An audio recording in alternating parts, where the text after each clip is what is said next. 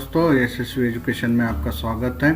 दोस्तों, आज हम stock market for beginners third part देखेंगे और इस पार्ट में आपको बहुत इंपॉर्टेंट इंफॉर्मेशन मिलने वाली है दोस्तों, और काफ़ी अच्छा लर्निंग आपके लिए रहेगा और आपकी मार्केट के प्रति जो सोच है वो भी चेंज हो जाएगी दोस्तों। तो वीडियो को आप पूरा एंड तक ज़रूर देखिए दोस्तों, पूरा कंप्लीट इंफॉर्मेशन जानने के लिए। और पार्ट 1 पार्ट 2 अगर नहीं देखा होगा तो आई बटन में लिंक दिया गया है, उसको जाके आप ज़रूर देखिए दोस्तों। तो उससे आपका नॉलेज गेन हो जाएगा और स्टॉक मार्केट के बारे में आपको अप टू डेट इंफॉर्मेशन मिलेगी दोस्तों। ये हमारा यूट्यूब चैनल है और इसका वीडियो तो रहता ही है। कम्युनिटी के सेक्शन जो है उसमें भी आप देखा करिए, यहाँ भी काफ़ी कुछ इम्पोर्टेंट इंफॉर्मेशन हम आपके लिए अपडेट करते हैं और उससे आपको काफ़ी अच्छे इनपुट मिलते होंगे दोस्तों। तो इसको भी विजिट किया करिए। ये यहाँ पे हम चार्ट्स और छोटे छोटे न्यूज़ जो काफ़ी इम्पोर्टेंट है वो सारी चीज़ें हम यहाँ पे आपके लिए शेयर करते हैं दोस्तों। तो ये कम्युनिटी सेक्शन आप ज़रूर विजिट कीजिए।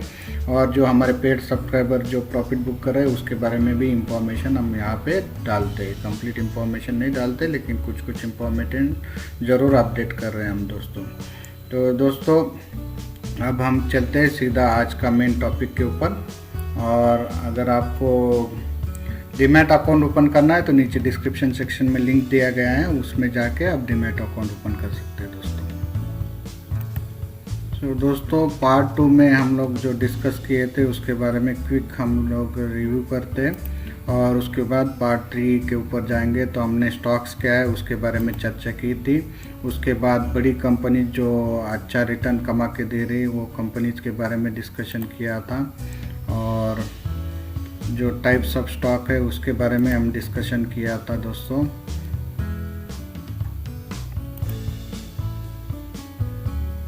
उसके बाद आईपीओ क्या है, आईपीओ के बारे में हमने डिस्कशन किया था और रिसेंट आईपीओ के बारे में भी हमने बताया था और कैसे रिटर्न्स आपको मिले हैं रिसेंट आईपीओ में।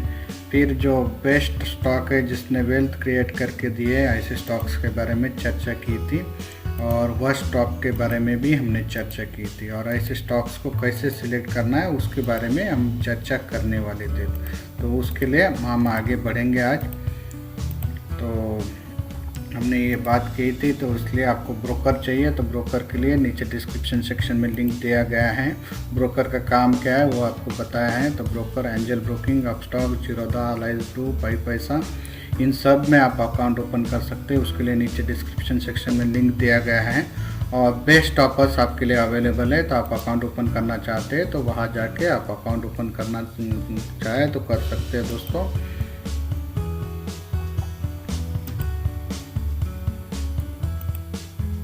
दोस्तों, स्टॉक मार्केट में 2 टाइप का कम्युनिटी होता है। एक तो ट्रेडर्स होते हैं और दूसरे इन्वेस्टर्स होते हैं दोस्तों। तो ट्रेडर्स, आपको ये फेस देख के ट्रेडर्स हमेशा ही परेशानी का सामना करते हैं और इन्वेस्टर्स हमेशा खुश रहते हैं। तो ये बात को आपको ध्यान में रखना है। इन्वेस्टर्स क्यों खुश रहते हैं? क्योंकि उनको आज ट्रेड किया, आज का अगर आपने स्टॉक लिया कल क्या होगा इसका कोई चिंता नहीं है, क्योंकि वो लॉन्ग टर्म के लिए पैसा डाल देते हैं। वो इन्वेस्टर इन्वेस्टमेंट कैसा करते हैं वो अलग टॉपिक होता है।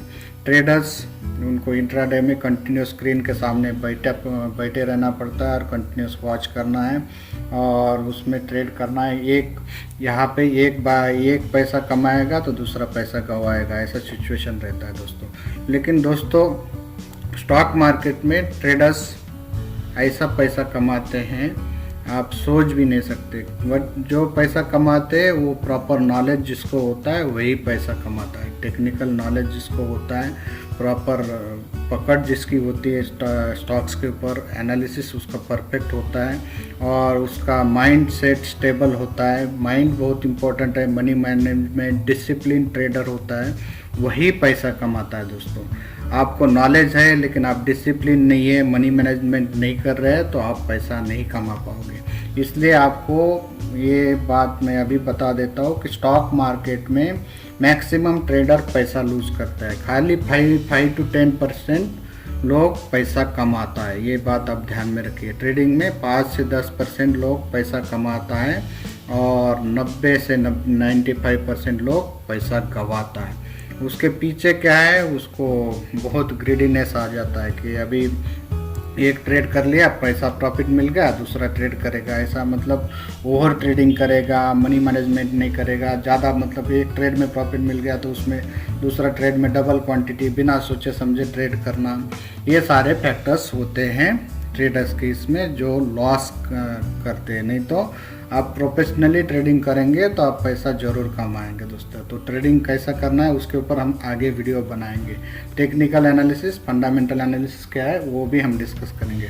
तो इन्वेस्टर थोड़ा रिलैक्स रहते हैं और उनको उस टाइप का टेंशन नहीं होता है दोस्तों। तो ये अभी आगे चल के हम लोग एनालिसिस का बात कर रहे थे। तो एनालिसिस ट्रेडर के लिए, इन्वेस्टर के लिए, दोनों के लिए बहुत इम्पोर्टेंट होता है दोस्तों। तो एनालिसिस एक ऐसा पार्ट है कि आपको करना जरूरी है, फंडामेंटल एनालिसिस हो या टेक्निकल एनालिसिस हो। अब फंडामेंटल एनालिसिस, ये नाम सुना होगा, स्टॉक मार्केट आने से फंडामेंटल एनालिसिस, टेक्निकल एनालिस्ट, ये आपने टीवी में भी सुना होगा। फंडामेंटल एनालिस्ट है, फंडामेंटल एनालिस्ट का इनका ये व्यू है, टेक्निकल एनालिस्ट है इनका ये व्यू है। तो फंडामेंटल एनालिसिस क्या होता है दोस्तों, टेक्निकल एनालिसिस क्या होता है, उसके बारे में हम चर्चा करते हैं। तो फंडामेंटल एनालिसिस होता है जिसमें आप ओवरऑल वो कंपनी है, कंपनी के बारे में डिस्कस करते हैं और कंपनी के सराउंडिंग में एटमॉस्फेयर जो है उसके बारे में डिस्कस करते हैं। जैसे कि इंडस्ट्री हो गया, इकोनॉमिक कंडीशन हो गया, फ्यूचर आउटलुक, कंपनी के प्रोडक्ट्स, ये सारी चीज़ें उसके ऊपर डिस्कस करते हैं, उसको बोलते हैं फंडामेंटल एनालिसिस। तो बेसिकली फंडामेंटल एनालिसिस में आप इकोनॉमिक कंडीशन, इंडस्ट्री एनालिसिस, उसके बाद कंपनी एनालिसिस और फ्यूचर प्रॉफिट आउटलुक, ये सारी चीज़ें देखते हैं। और कंपनी के ऊपर जाने के बाद कंपनी का balance sheet, profit loss statement, उसका कैश फ्लो स्टेटमेंट और वेरियस रेशियोज, ये सारी चीज़ें देखते हैं। कंपनी का प्रोडक्ट, कंपनी का कॉम्पिटिटिव एनवायरनमेंट, ये सारे फैक्टर्स आप देखते हैं। तो ये हो गया फंडामेंटल एनालिसिस दोस्तों। और दूसरा इसमें आप इकोनॉमिक एनालिसिस में क्या करेंगे, तो माइक्रो इकोनॉमिक स्टडी करेंगे, सिचुएशन देखेंगे, क्या क्या फैक्टर्स है, इकोनॉमिक कंडीशंस कैसा है, ओवरऑल हेल्थ ऑफ इकोनॉमी कैसे है, जीडीपी कैसा है, कंपनी का इन्फ्लेशन का क्या स्टेटस है, एम्प्लॉयमेंट का स्टेटस क्या है और गवर्नमेंट स्टेबिलिटी क्या है, ये सारे फैक्टर्स इकोनॉमिक एनालिसिस में आप करेंगे। तो गवर्नमेंट पॉलिसीज़ वगैरह ये सभी चीज़ें आप देखेंगे। इंडस्ट्री एनालिसिस में industry wise, segment wise demand supply का आपका ये देखेंगे, मिक्स देखेंगे। इंडस्ट्री में कौन से प्रोडक्ट को कितना डिमांड है, कौन सी कंपनी क्या करती है इस कंपनी का प्रोडक्ट में और इनके कॉम्पिटिटर्स क्या है, इंडस्ट्री की हेल्थ कैसा है, इंडस्ट्री के लिए शेयर होल्डर का इंटरेस्ट कैसा है, इस सेक्टर में मूवमेंट कैसा चल रहा है, ये सारे फैक्टर्स, सेक्टर का डिमांड क्या है, वो सभी चीज़ें यहाँ पे देखी जाती है दोस्तों। तो उसके बाद आता है कंपनी एनालिसिस। कंपनी एनालिसिस में आप कंपनी के बारे में इवेल्युएट करते, कंपनी का परफॉर्मेंस, प्रॉफिटेबिलिटी, प्रोडक्ट, सर्विसेज, ये सारे फैक्टर्स आप जानते। कंपनी का मिशन, विजन स्टेटमेंट, कंपनी का गोल, वैल्यूज़, कंपनी के बारे में इन्वेस्टर्स का कोई कंप्लेंट है, जो गवर्नमेंट रेगुलेशन फॉलो कर रही है कि नहीं, कंपनी का पूरा हिस्ट्री देखेंगे, कंपनी का मार्केट लीडरशिप क्या है, ये सारे फैक्टर्स आप कंपनी एनालिसिस में देखेंगे। उसके बाद आप उसका डेप्थ में अंदर जाके कंपनी का बैलेंस शीट देखेंगे, प्रॉफिट लॉस स्टेटमेंट देखेंगे, कैश फ्लो स्टेटमेंट देखेंगे, कंपनी का प्रॉफिटेबिलिटी कैसा है इकोनॉमिक कंडीशंस में, ये सभी चीज़ें आप देखेंगे। ईपीएस कैसा है, कंपनी का राइजिंग है या डाउनवर्ड है, ईपीएस यानी अर्निंग पर शेयर, प्रॉफिट कैसा है, अपवर्ड है, डाउनवर्ड है, ये सभी चीज़ें आप देखेंगे। तो ये फंडामेंटल एनालिसिस के बारे में हम डिटेल में चर्चा कैसे करेंगे उसके बारे में चर्चा करेंगे दोस्तों। हम जो स्टॉक सिलेक्शन करेंगे हमेशा टेक्निकल एंड फंडामेंटली दोनों को बेसिस में, टेक्नो फंडा एनालिसिस के बेसिस में स्टॉक सिलेक्ट करेंगे। तो दोनों अप्रोच आपको सिखा देंगे, टेक्निकल एनालिसिस, फंडामेंटल एनालिसिस में बेसिक पैरामीटर आपको क्या क्या दिखना है स्टॉक सिलेक्ट करने के लिए। ये वीडियो आपको एजुकेशनल पर्पज़ के लिए दोस्तों, अच्छे से स्टडी कीजिए, आपका काम बहुत काम में आएगा। और आगे वाले वीडियो में हम आपको बताएंगे कि आपको क्या क्या पैरामीटर सिलेक्ट करने के लिए देखना है। Fundamental parameter, penny stock selection के लिए एक ऑलरेडी मैं वीडियो बनाया है, तो वो वीडियो आई बटन में ये डाल दूंगा, तो उसको देख लीजिए, उससे भी आपको काफ़ी कुछ आइडिया आ जाएगी। पेग रेशियो क्या होता है, वो भी पी रेशियो क्या होता है, उसके बारे में भी आपको आइडिया आ जाएगी दोस्तों। उसके बाद आता है, अभी हमने फंडामेंटल एनालिसिस में हम पूरा ओवरऑल कंपनी को देखते हैं। और टेक्निकल एनालिसिस जो होता है, टेक्निकल एनालिसिस में हम चार्ट देखते हैं, past based on past data. Fundamental analysis में फ्यूचर को देखने का कोशिश करते हैं, और यहाँ पे पास्ट डाटा देखते हैं, कंपनी का जो प्राइस और वॉल्यूम, इसके बाद ऊपर एक प्राइस वॉल्यूम एक्शन को देखते हैं। तो इसमें हम लोग हिस्टोरिकल चार्ट को देखते हैं, चार्ट में कुछ पैटर्न बने हैं क्या, वो पैटर्न को देखते हैं। वेरियस पैटर्न जैसे आपने नाम सुने होंगे, तो हम सब पैटर्न्स को भी आपको एक्सप्लेन करेंगे स्टेप बाय स्टेप। तो आप हमारे चैनल को फॉलो कीजिए। हमारे वीडियोज़ में भी कई बार हम जो स्टॉक सिलेक्ट करते हैं उसमें कोई पैटर्न रहता है तो बता देते हैं दोस्तों, double top, double bottom, head and shoulder, और various candlestick pattern, flag pattern, ये सारी चीज़ें हमने आपको ऑलरेडी उसमें भी बताते रहते हैं, और इंडिविजुअल इस सीरीज़ के वीडियोज़ में भी हम आपको बताएंगे।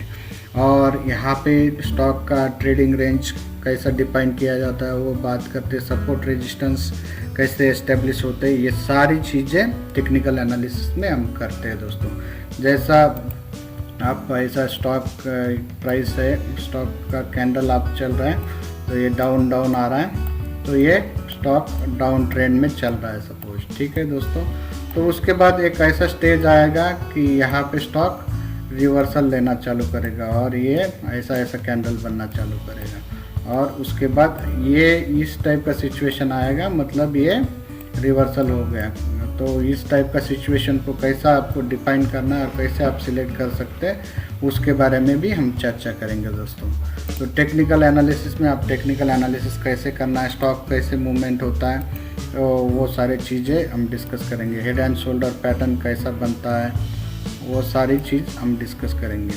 तो उसको आप हमारे वीडियोस को फॉलो कीजिए दोस्तों, और चैनल को अगर सब्सक्राइब नहीं किया तो सब्सक्राइब ज़रूर कीजिए दोस्तों। तो नेक्स्ट अगले वाले वीडियो में हम फंडामेंटल एनालिसिस के लिए, स्टॉक सिलेक्शन के लिए बेसिक पैरामीटर आपको क्या क्या देखना है उसके बारे में चर्चा करेंगे दोस्तों। और उसके बाद टेक्निकल एनालिसिस में टेक्निकल पैरामीटर्स में आपको क्या क्या देखना है वो सारी चीज़ें देखेंगे। तो आज हमने आपको बताया कि फंडामेंटल एनालिसिस कितना इम्पोर्टेंट होता है, टेक्निकल एनालिसिस कितना इम्पोर्टेंट होता है स्टॉक सिलेक्शन के लिए। फंडामेंटल एनालिस्ट उन बेसिस ऑफ फंडामेंटल्स के बेसिस में स्टॉक को सिलेक्ट करता है, लॉन्ग टर्म के लिए सिलेक्ट करता है। टेक्निकल एनालिसिस में आप लॉन्ग टर्म के लिए स्टॉक सिलेक्ट कर सकते हैं, इंट्राडे ट्रेडिंग के लिए भी स्टॉक सिलेक्ट कर सकते हैं, शॉर्ट टर्म के लिए भी स्टॉक सिलेक्ट कर सकते हैं। फंडामेंटल एनालिसिस में आप ट्रेडिंग के लिए स्टॉक सिलेक्ट नहीं कर सकते, थोड़ा डिफ़िकल्ट होता है, इसलिए आप इन्वेस्टमेंट के लिए फंडामेंटल एनालिसिस ज़रूर काम करेगा, लेकिन ट्रेडिंग के लिए आपको टेक्निकल एनालिसिस मस्ट है दोस्तों। इस बात को आप ध्यान में रखिए, और हम आपको टेक्नो फंडामेंटल एनालिसिस से कैसे आप स्टॉक सिलेक्ट करेंगे उसके बारे में चर्चा करेंगे दोस्तों। तो वीडियो अच्छा लगा तो लाइक ज़रूर कीजिए, आप चैनल को अगर सब्सक्राइब नहीं किया तो सब्सक्राइब ज़रूर कीजिए। धन्यवाद दोस्तों, फिर मिलेंगे एक नए वीडियो के साथ।